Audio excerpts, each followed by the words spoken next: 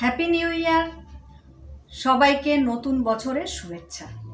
গত বছরটি আমাদের সকলের জন্য ছিল একটি মর্মান্তিক ভয়াবহ বছর। আসছে বছর সবার জন্য যেন অনেক অনেক শুভ বছর হয়, সেই কামনা করে শুরু করছি আমার আজকের ভিডিও। ডিসেম্বরের 31 তারিখে পুরানো বছরকে বিদায় জানানো হয় এবং 12টা 1 মিনিটে নতুন বছরকে বরণ করা হয়। এভাবেই যুগ যুগ ধরে হ্যাপি নিউ ইয়ার পালন করার রীতি চলে এসেছে। আমার ভিডিও যদি ভালো লেগে থাকে তাহলে লাইক এবং কমেন্টস করো, শেয়ার করে অন্যকে দেখার সুযোগ করে দাও। তবে সাবস্ক্রাইব করতে একদম ভুল করবে না। আর ইতিমধ্যে যারা সাবস্ক্রাইব করেছে তাদেরকে ধন্যবাদ। তবে কবে থেকে এই হ্যাপি নিউ ইয়ারের রীতি চলে এসেছে আমরা কজনই বা জানি। আজ আমরা জেনে নেব হ্যাপি নিউ ইয়ারের ইতিহাস। পৃথিবীর প্রতিটি দেশেই নিউ ইয়ার পালন করার সংস্কৃতি চালু রয়েছে। পৃথিবীতে বসবাসকারী বিভিন্ন সংস্কৃতি ও জাতিগোষ্ঠীর রয়েছে নিজস্ব রঙে ও ঢঙে নিউ ইয়ার পালন করার রীতি। এই সেলিব্রেশনের পিছনেও রয়েছে নানা ইতিহাস। ঠিক কবে থেকে নিউ ইয়ার সেলিব্রেশন শুরু হয়েছে তার সঠিক হিসাব কারো কাছে নেই। মনে করা হয় খ্রিস্টপূর্ব 2000 থেকে নিউ ইয়ার সেলিব্রেশনের হিসাব রয়েছে। তবে প্রত্যেক ক্ষেত্রে যে 1 জানুয়ারি নিউ ইয়ার পালন করা হয় তা কিন্তু নয়। বেবিলনে প্রাচীন আমলে নববর্ষ পালনের রীতির কথা শোনা যায়, কিন্তু তখন ক্যালেন্ডার ছিল না। তবে বসন্ত বিষুবের সময় প্রথম পূর্ণিমাতেই নববর্ষ পালনের সময় ছিল। যেহেতু আন্তর্জাতিক ভাষা হিসেবে ইংরেজি স্বীকৃত, তাই বিশ্বব্যাপী সবচেয়ে বেশি ইংরেজি সাল এবং তারিখ ব্যবহৃত হয়। এ কারণেই হয়তো বিশ্বব্যাপী ইংরেজি নিউ ইয়ার বা নববর্ষ পালন নিয়ে এত বেশি উৎসাহিত। খুব বেশি দিন হয়নি বাংলাদেশে নিউ ইয়ার পালন করার রীতি চালু হয়েছে। তবে বিশ্বব্যাপী কেন 1 জানুয়ারিকে নিউ ইয়ার বলা হয় তার ইতিহাস এবার আমরা জেনে নিই। প্রায় 4000 বছর যাবৎ 1 জানুয়ারিকে বিশ্বব্যাপী নিউ ইয়ার হিসাবে পালন করে আসছে। তবে নিউ ইয়ার শুরু হয় গ্রেগরিয়ান ক্যালেন্ডারের শেষ দিন অর্থাৎ 31শে ডিসেম্বর সন্ধ্যা থেকে। এই সময়টা বিশ্বব্যাপী নিউ ইয়ার ইভ নামে পরিচিত। 31শে ডিসেম্বর সন্ধ্যায় শুরু হওয়া উৎসবটি চলতে থাকে পরদিন অর্থাৎ 1 জানুয়ারি সারাদিন ব্যাপী।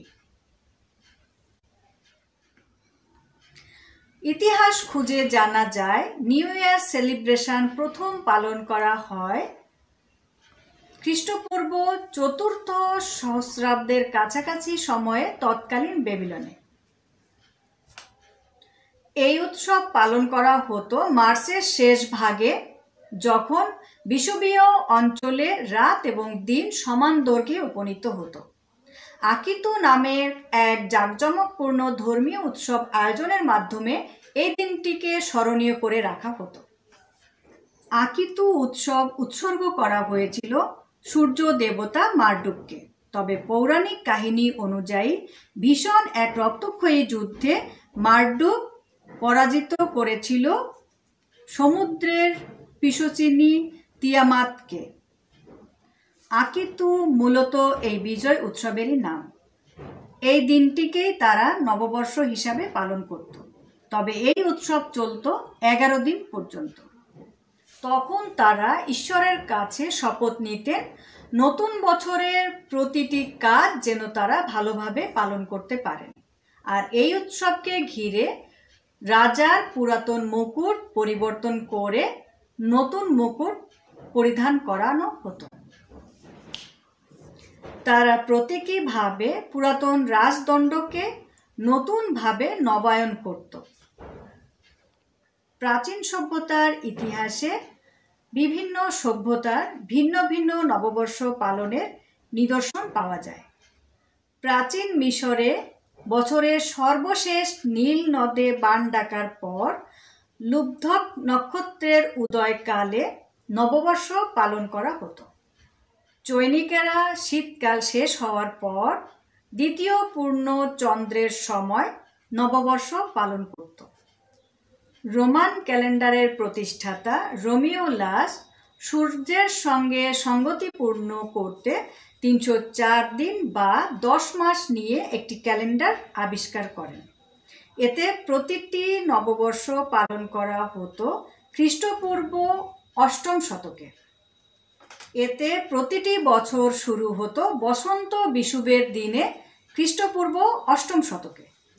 পৃথিবীর বার্ষিক গতির ফলে 365 দিনে এক বছর, কিন্তু রোমান ক্যালেন্ডারে এক বছর ছিল 304 দিন, যার ফলে সূর্যের সঙ্গে তাল মেলাতে সমস্যা হতো। পরবর্তীতে প্রখ্যাত রোমান সম্রাট জুলিয়াস তৎকালীন সকল পণ্ডিত, জ্যোতির্বিজ্ঞানী ও গণিতবিদদের সহায়তায় আবিষ্কার করেন গ্রেগরিয়ান ক্যালেন্ডার। জুলিয়াস সিজার বছরের প্রথম দিনটি 1 জানুয়ারি হিসাবে বেছে নিয়েছিলেন। দেবতা জানোসের নাম অনুসারে এই নববর্ষের প্রথম মাসের নাম জানুয়ারি নামকরণ করা হয়। মধ্যযুগে ইউরোপে খ্রিস্টান নেতারা কিছুদিনের জন্য যীশুখ্রিস্টের জন্মদিন 25শে ডিসেম্বরকে বছরের প্রথম দিন হিসাবে বেছে নিয়েছিলেন।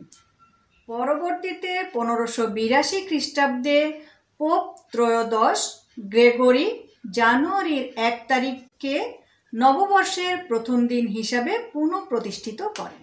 নতুন বছরে আমরা সকলে শপথ নেই আমরা নতুন বছরটিতে ভালো কাজে ব্রতী হব এবং খারাপ কাজগুলো এড়িয়ে চলব।